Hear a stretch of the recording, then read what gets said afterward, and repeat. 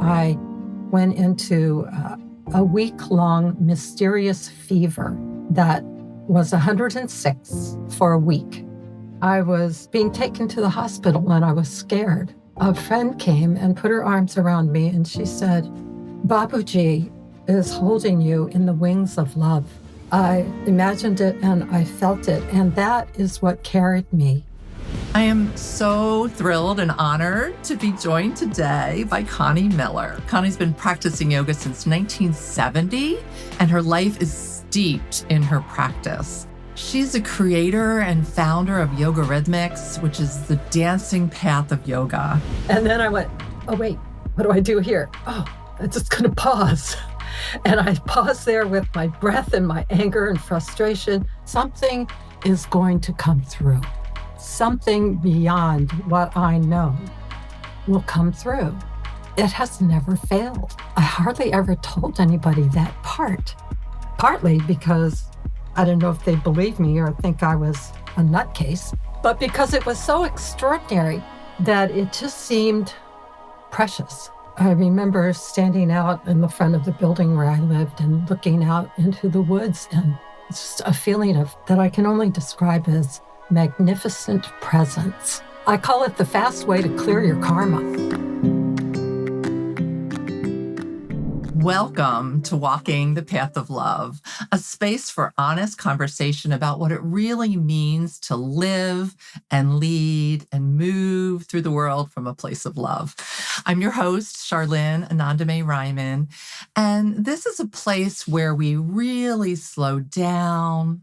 We listen deeply to each other and to our hearts, and we explore love not just as an idea, but as a practice, a devotion, a lived path we choose again and again.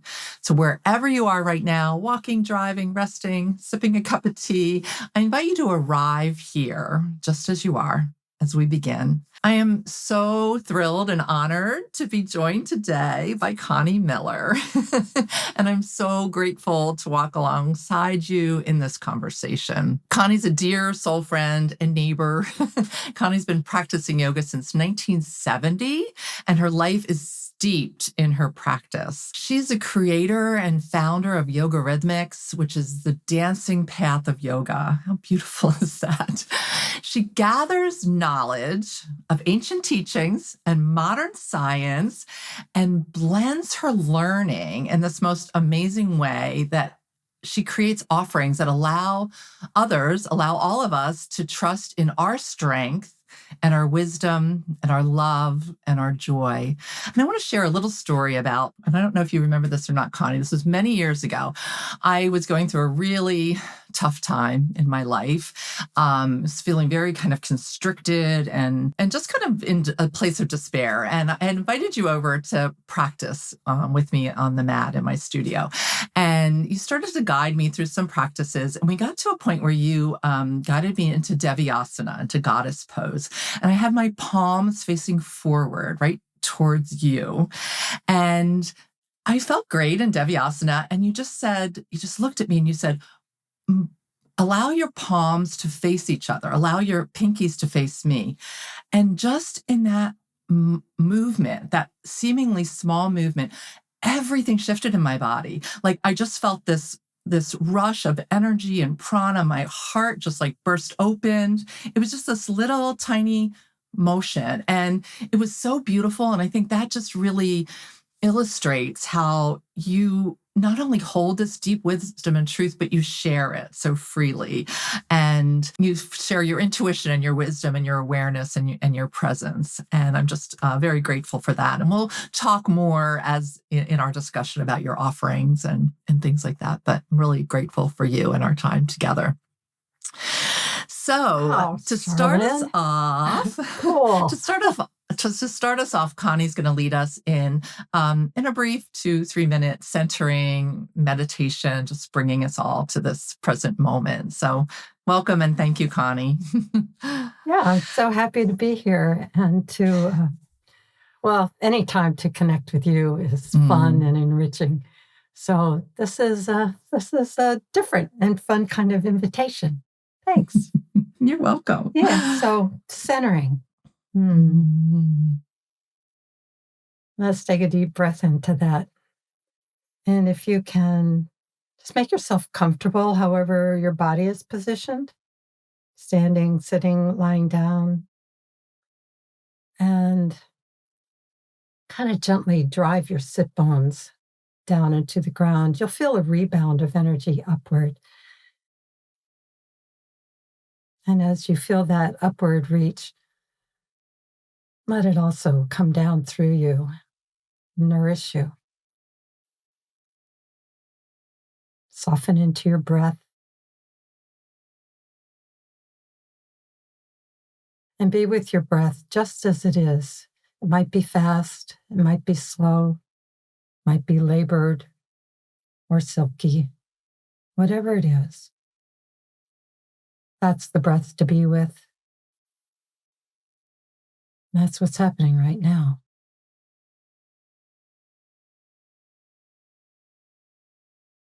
Let it change if it does.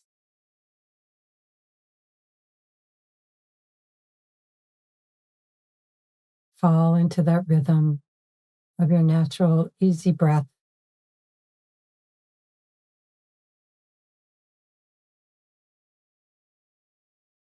Begin to notice how your body moves as you breathe. What parts, where you feel it.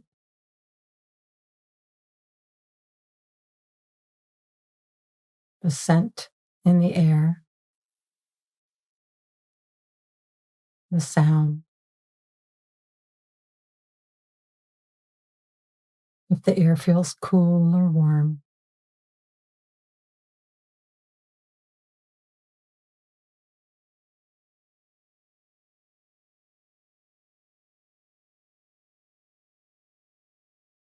And how one breath follows the other, in and out. Sometimes a pause. Your rhythmic.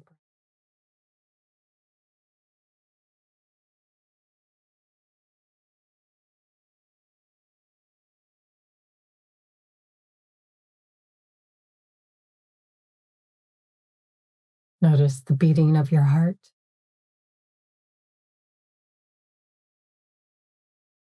The pulse of your blood as it flows through your body.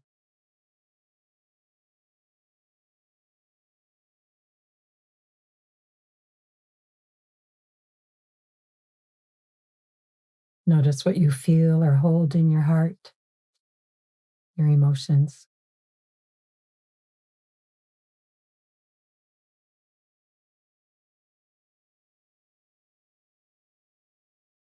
And acknowledge that part of your heart that holds love and grief,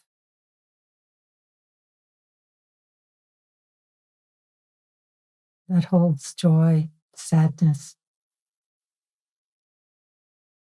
that part that heals, that heart that connects within yourself, with others.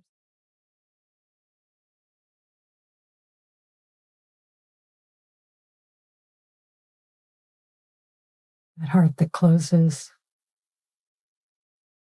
that heart that opens.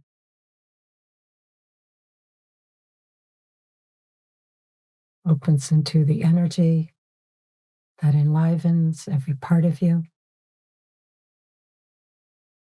into the greater frequency, the beautiful, extraordinary electromagnetic energy and frequency of your heart, where you can hold everything with unconditional love and even hold the conditions. But it's all right.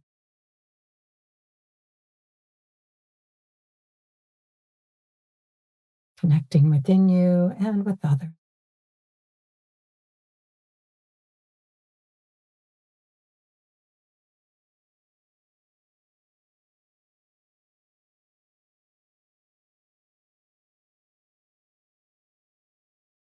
And if you like, you could bring your hands to your heart, just to rub on your chest, but then to use your fingertips to tap right into that center source point of your heart. and invite yourself to be fully, or as fully as you can be now, in the center of your heart and with each other in this time together. Mhm. Just take a deep breath, let it go, move the corners of your mouth back towards your ears, and open your eyes. Thank you so much, Connie. That was beautiful. Thank you. So I would like to begin our conversation kind of back in the beginning, really focusing on your direct lived experiences with Swami Kripalu. It's amazing. You were there in the beginning. And can you talk about the experiences maybe in general, or maybe share a specific story or experiences? Oh, yeah. We would love to hear about that. Yeah, sure. What occurs to me is to tell you, before I even moved to the ashram, I took my first yoga class when my first child was 6 weeks old, 3 weeks old or something, at a Christian seminary. Yeah. And the teacher had been a missionary in India, and she was giving these classes, and I went, and I still remember, first off, her love and how she held my baby while I was on the floor under her grand piano doing a cobra. But the feeling, just that extraordinary feeling of love and peace that I felt with this practice. And so when my family and I decided to move into the Kripalu ashram in 1973, right at the end of 73, we actually moved in the beginning of 1974. I went through a whole lot of turmoil. Like, is this the right way to go? Is this the thing to do? I literally got a sign that said yes. And I instantly came into such peace and started to see that whether it was Christianity, Judaism, worshiping the sun gods, yoga, or whatever, that it was basically all about the same thing. And so I did move into this ashram and practiced yoga. And we had morning practices at 4 a.m. I had 2 little kids and would still get up at 4 a.m. Different people we would take turns watching. But there was this picture of this Swami up in the meditation room. And I really didn't know him. I read the book. I have this book over there, Light from Guru to Disciple or something like that, about Bapuji and how he found his guru, Dadaji. But he was still kind of, I did not understand. I didn't know what he was, but there was a lot of reverence and a lot of joy. But my first real experience was when I went into a week-long mysterious fever that was 106 for a week. Of burn. Wow. Wow. And there was That's a a point fire. when I was being taken to the hospital and I was scared. And a friend came and put her arms around me and she said, Bapuji is holding you in the wings of love. And imagined it and I felt it. And that is what carried me through this experience of, it wasn't a near death as we think of or hear people really crossing over, but it was a close near death. Yeah. And it's what carried me through that experience and had me trust the process. And then as I came out of it, the one word that people used was that I was radiant, and I was. I felt it. And I will say that that is one of my really first profound experiences with Bapuji, because I felt that presence. And as I was recovering, I listened to his chanting. It saved me in more ways than one. This is something that I've hardly ever told anybody. But it was, I don't even know how to describe it, but it was life-changing. I remember standing, when I got home, standing out, it was an April morning, just standing out on the in the front of the building where I lived and looking out into the woods. And it's just a feeling of that I can only describe as magnificent presence. Mm-hmm. Mm-hmm. And then after that, my relationship with that picture on the wall was alive to me. It was, it had meaning for me. Mm-hmm. And I'm even shaking as I speak about it now, because it's not something that I just, say to Well, thank you so much for sharing. Yes. And how did that experience inform your life then? Like that was it a pivotal point in your journey?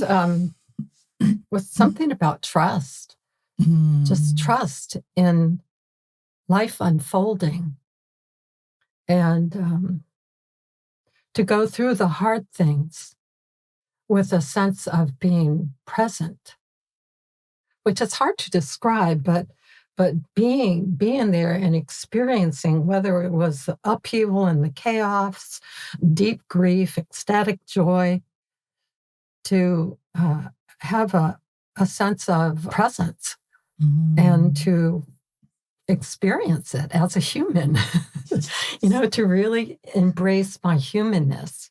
Yeah. And presence can... I picture when you describe this, like this presence as being like this container that really holds you, right? It's like it's more like an inner. It's more like an inner thing. How descriptive is that? It was more like a this. Yeah, I love that. Expansion. That was very expansive.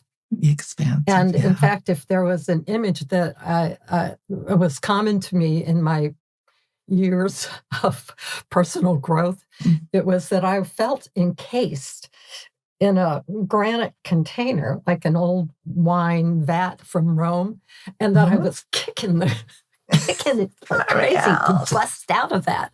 So I can't say, Charlyn, that it was a container, but it was more of an expansive feeling.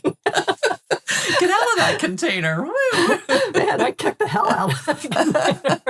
I was thinking of container more of like this concept of being held. Like, that trust, is kind of like a container in a way, but maybe container is a bad analogy because you want to, you feel like you're not getting that expansiveness. Well, I'm not going to validate your feeling and experience of it, but I can say for me, I felt more like it was an infusion. Woo-hoo. Yes. Oh, I love that. I love that.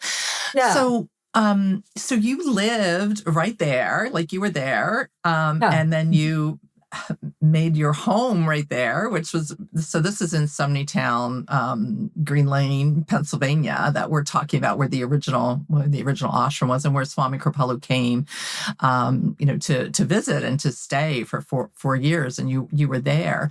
And what is really interesting to me is that your life really mirrored this householder path that Swami Kripalu talked about.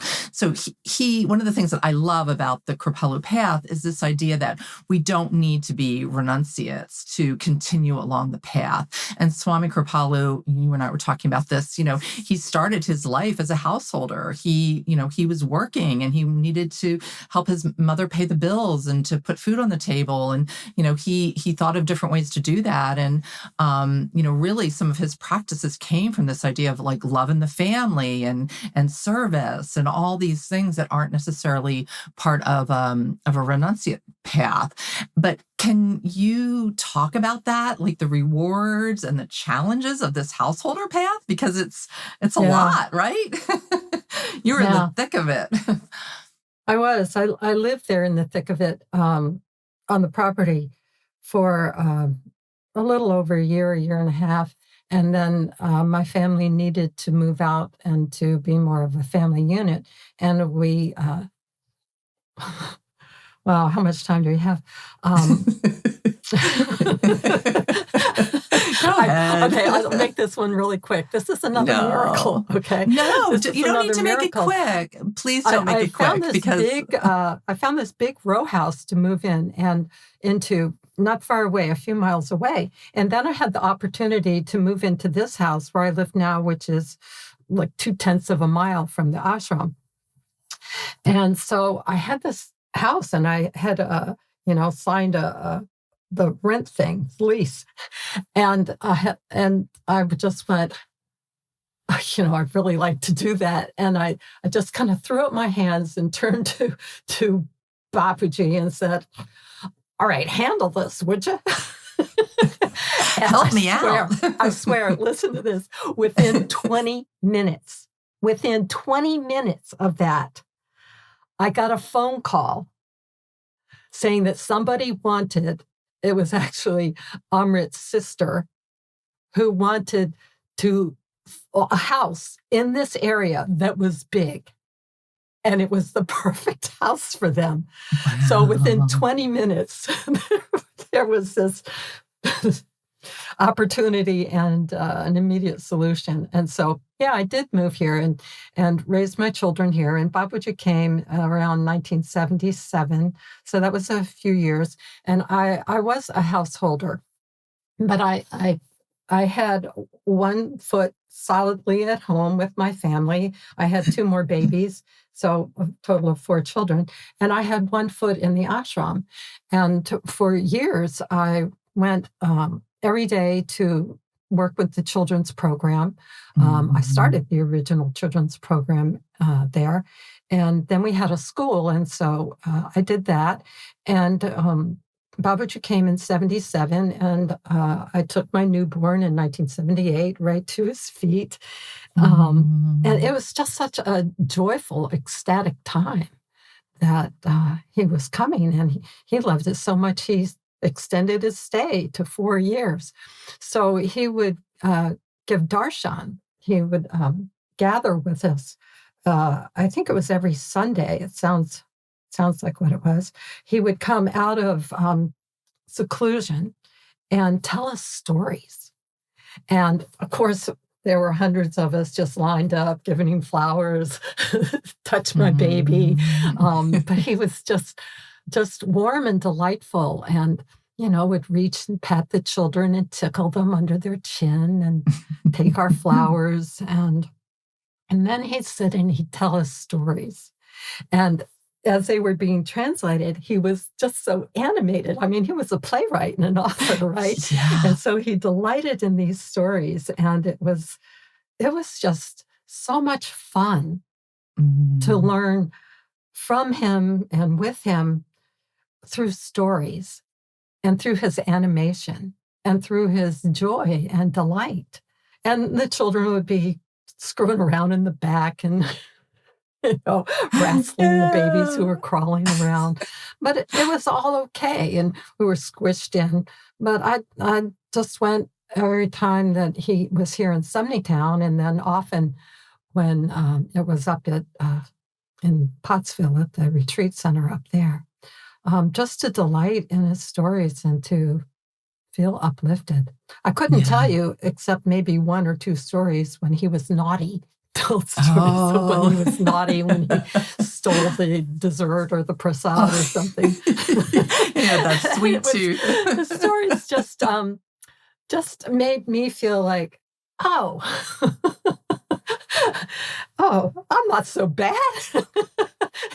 I can have some compassion for myself in my humanness, which is really one of the meanings of what his name means, just mercy and compassion. Yes, and so, really starting with ourselves to have a deeper understanding and love and forgiveness and compassion for ourselves, and to just embrace and celebrate our humanness as well. Yeah.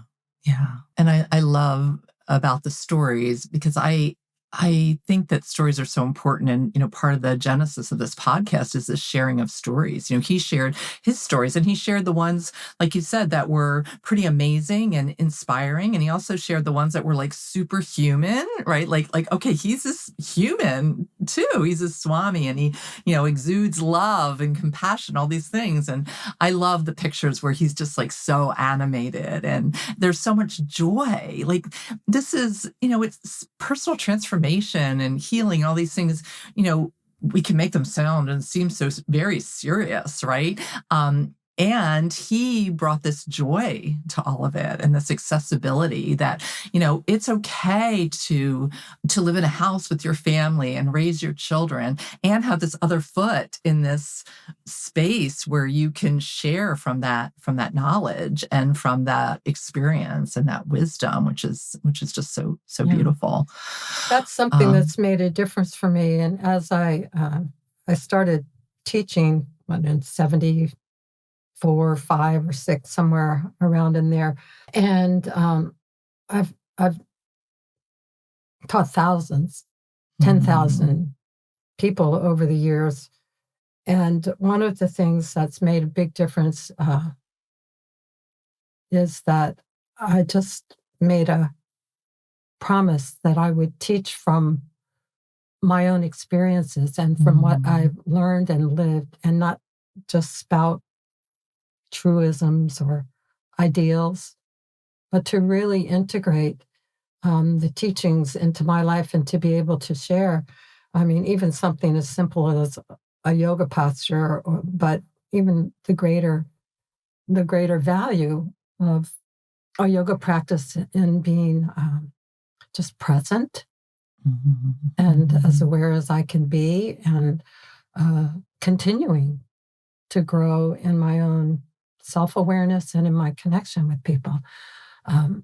But that piece about really pausing before I say something in a class, or I would say anywhere, but I know I don't all the time. That's good. But to pause and to really feel what was resonating as true for me, as a real life experience that could possibly be an inspiration or illustrate something to any of my students. Yeah, that's beautiful. So can you discuss, so you've offered yoga to many different populations, from corporate world to college students to, like the list goes on and on. Can you discuss how you've made those teachings accessible to that different populations? I mean, you're touching on it, but I'd love to hear more about that. Well, I had a lot of good teachers. Mm-hmm. I studied a lot of different styles. I would practice myself what I was learning. And I still, with Babaji and with all different teachers, I attempt to hear not just their ideals or what's possible, but like what are the steps and the processes that I can take myself through to expand myself and my own awareness. We all can get this tunnel vision of what we think and how we see things, but to really listen and try it. Experiment and try it. Yeah. And can I tell you the story of the cellar windows? Yes. Tell us the story of the cellar windows. Here's one. I kept reading notes. Like I take copious notes and listening to tapes. And there was a teaching about what Babaji taught about taking that pause, watching, feeling, listening, just dropping into the breath and tuning in. And the pause is a real significant gift, right? And in that pause, and then the teachings was, well, what? What do you do then? And then there wasn't an answer. I'm in the pause, now what? Yeah, exactly. So I was down in my cellar, like this, creepy spider webby place, and the windows would not close. And it's getting cold, and I wanted to close those windows, and I'd go there and kind of slam them and move things around and just try to keep those things closed. And I couldn't keep them closed. And I said, okay, I'm going to do what he said. So I go over to this window in this real creepy part of the cellar, and slam it up there. And I'm holding it and I'm getting more and more angry. And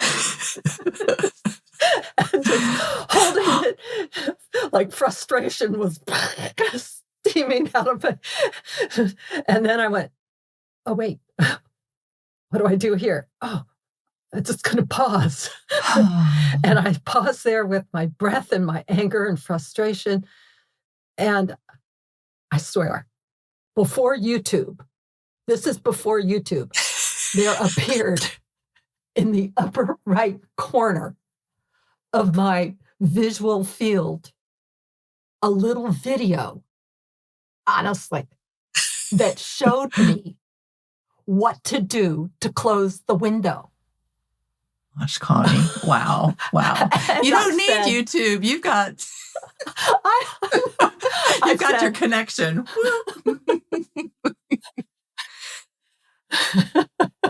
Wow, that's amazing. I just said, here's what okay, I'll try it. And I did. And it worked? And the window closed. And I did not open that window again. But then I went around and did all of them.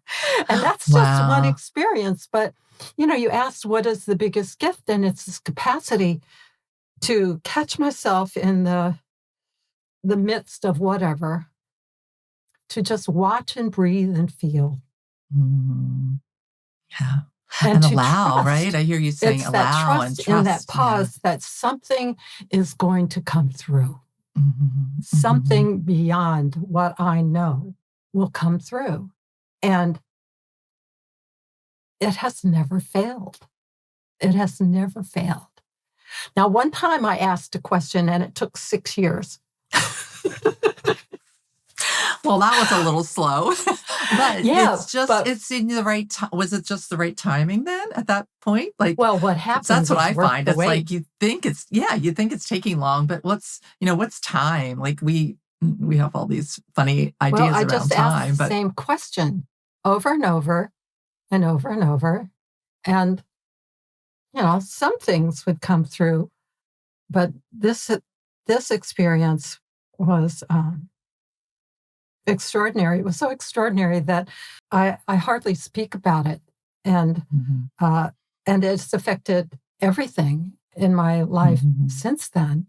I started leading what at the time was first called horror kinetics and then dance kinetics, and it was, in my opinion, wonderfully fun, but it was kind of a mishmash of this, that, and the other, and it just didn't make sense to me.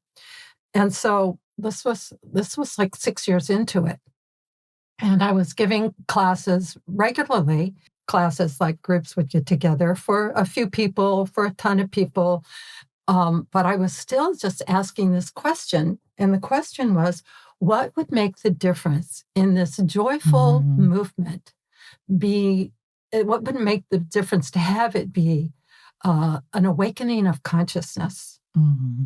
And for me, that's what the path of yoga is, this awakening of consciousness. And one day, in the meditation room, I was again in that question of, what do I do now? What would make the difference? And I don't know how long this lasted. It was like a bloop out of time where I had a vision of Babuji. Mm-hmm. And he was right over there. I know right where I was in the room. He was right there. And it wasn't verbal, but it was communication. And I was asking him, and he was telling me. And I went, that? And he said, yeah. And I said, okay, I'll try it. Wow. And what he communicated was what I had learned in my practice of yoga. And so I said, I'll try it. And then I turned this way and I saw like layers and fields just opening way out into, I don't know what. And I didn't know what that meant then. I know now. but he conveyed to me what to do. And I immediately started doing it, and it transformed my practices, my classes, my life into the work that I called Yoga Rhythmics, because it's working with the practice of yoga and the rhythms of life, the rhythms that show up all around us, the rhythms that show up in our breath, the rhythms that show up in nature, in our energy, the way we evolve and manifest from the subtle to the physical to the subtle and beyond. But it was just right there. And so it was so extraordinary that I developed that work and trained hundreds of teachers and led thousands of classes and practices. But I hardly ever told anybody that part, partly because I don't know if they believe me or think I was a nutcase. No. Thank you for sharing. Thank you for sharing. But because it was so extraordinary that it just seemed precious. Yeah, it is precious. So that too. So precious. And thank you for sharing that story. I do believe that when stories are shared like that, that we give others permission to share their story as well, Connie. It's like, it takes a little bravery, and it, and it's that feeling like, well, maybe people are going to think I'm a little crazy. Well, it's okay. We can share these stories. So that's beautiful. And that practice, I know that practice is what you taught, and it's also what you live. Like, you dance through life with this transformational energy that's just, you're beaming that. You're still beaming that from that very first experience when you went through the fire of the fever and everything else. And that's, that continues to open up. And I just feel I can see those layers that you describe. And so beautiful. We were talking the other day about this ability to have this deeper connection. And you were talking about this practice of self-observation, the practice of self-awareness and self-acceptance and self-understanding, and how for you that's really allowed you to deepen your practice. And it's also allowed you to have this deeper connection with others. And can you talk about that? Like, how getting to know ourselves can open the door to allowing us to connect deeper to this sense of oneness with with others through these listening and embodied practices. I would love to hear you say it in your words. Oh, it is embodied practices, isn't it? Yeah. Yeah. Babaji is merciful one, compassionate one. And we all have these capabilities.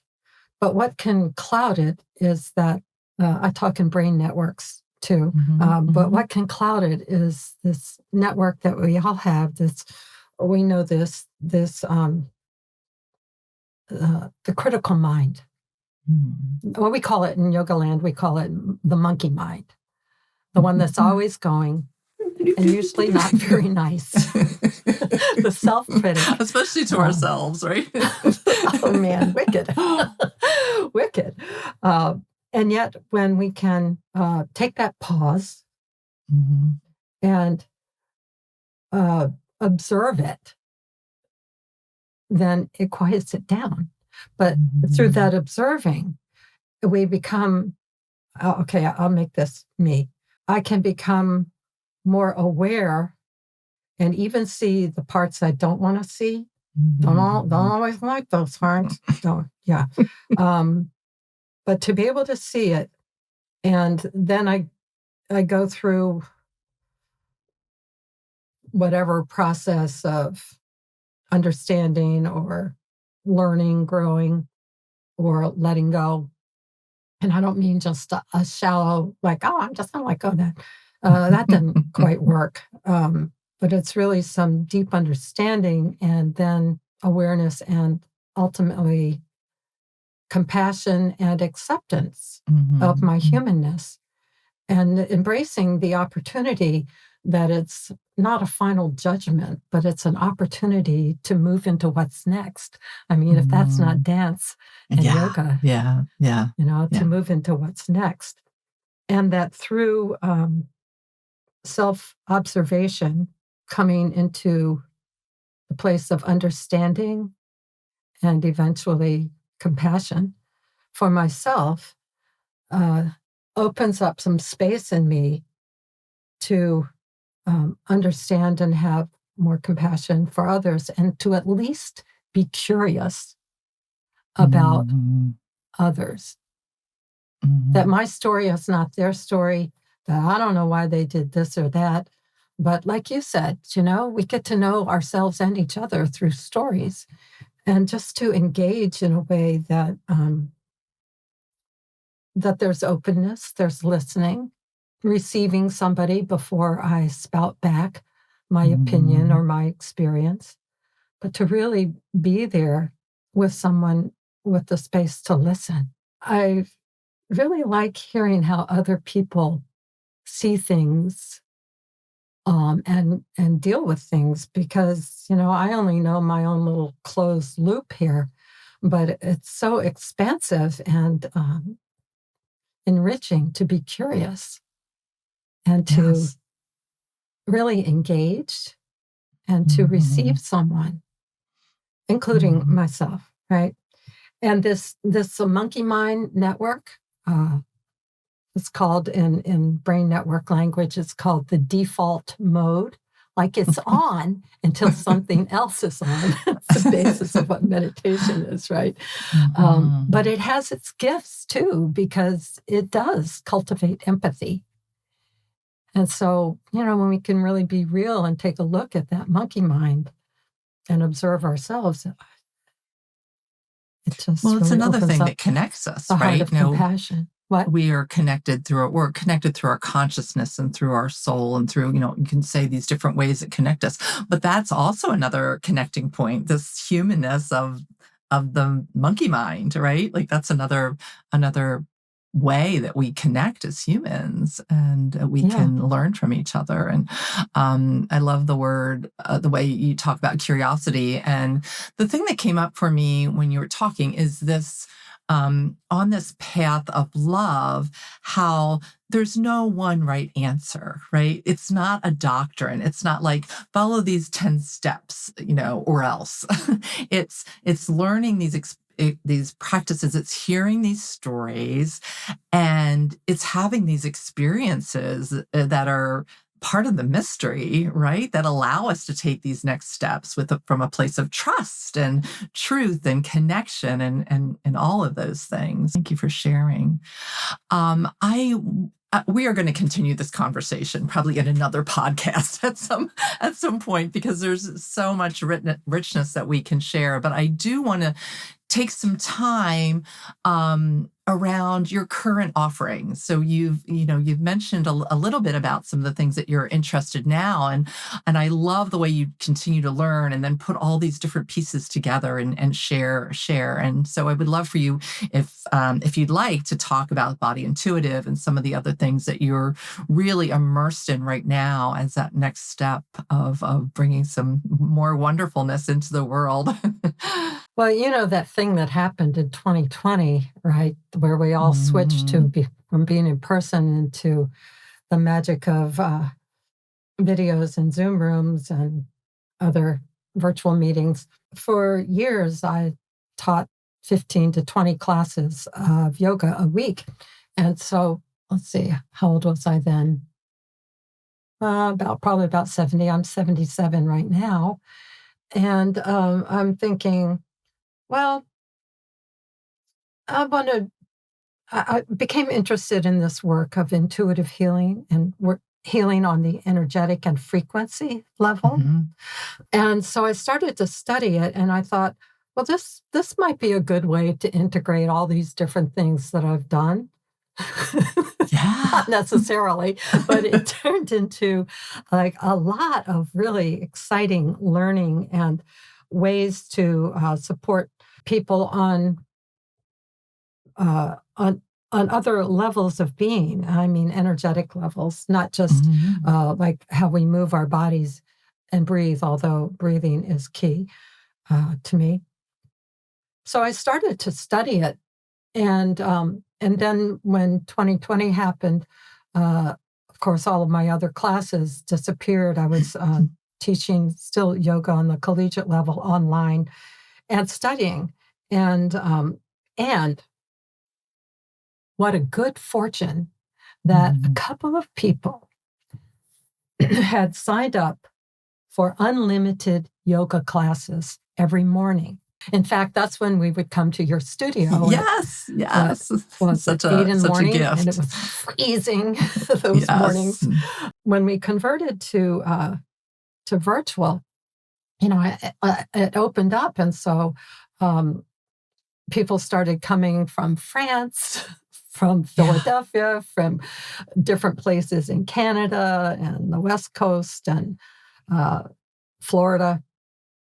More people could come, and so I've kept a regular morning practice, and it's live every morning. I can record it and send it out to people as well. But for like all these years, 7 or 8 years, I've had a consistent morning practice, and we take time to connect. So, we say hi, we know each other's kids or grandkids. Sometimes they're in class with us. I don't even call it a class. It's more of a practice. And so I do that every morning.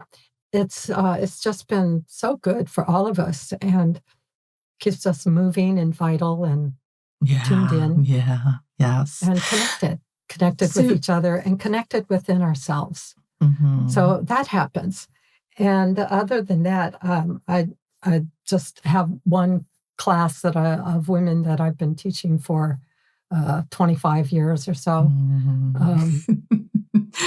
But what I have done is shifted my focus and attention into intuitive energy healing and healing energetically through meridians and chakras and into the brain networks, which really calls upon the greater electromagnetic frequency.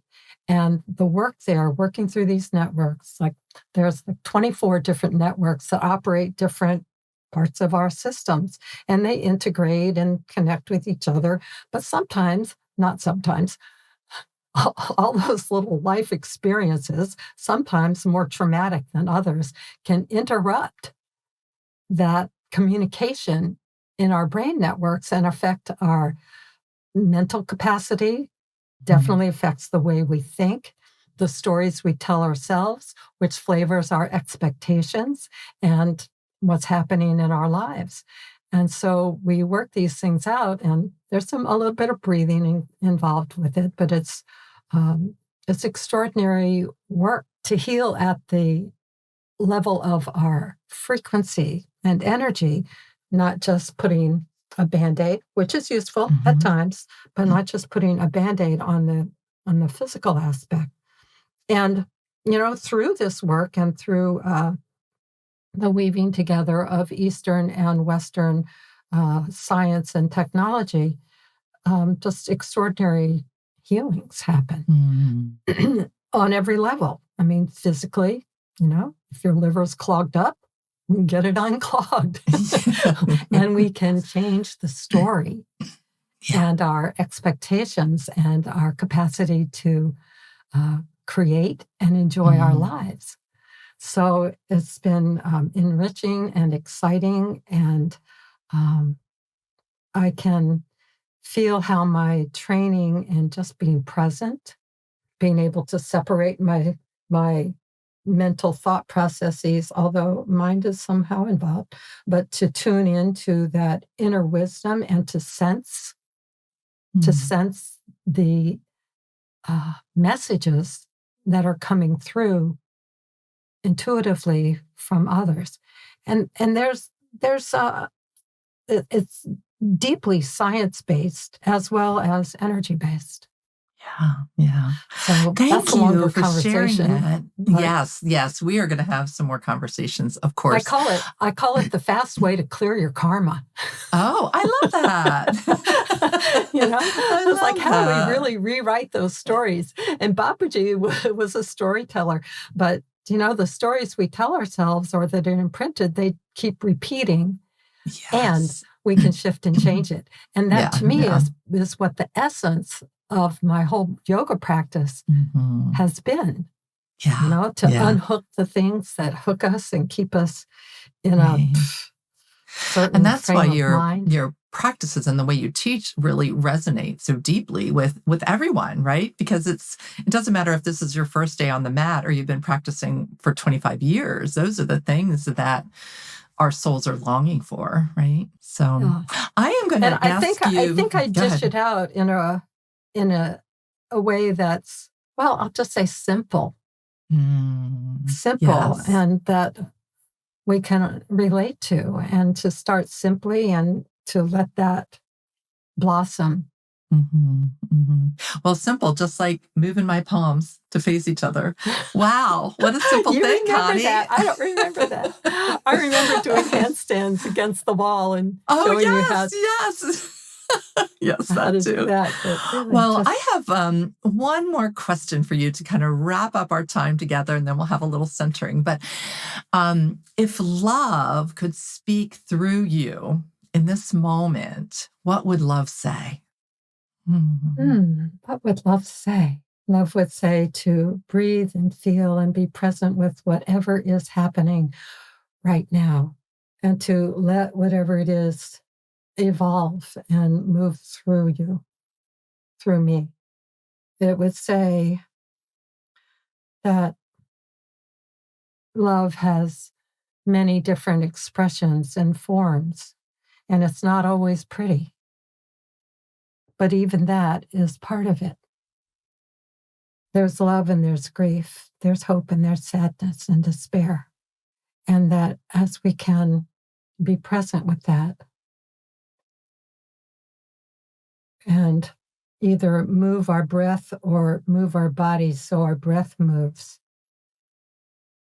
miraculous transformations and openings can occur.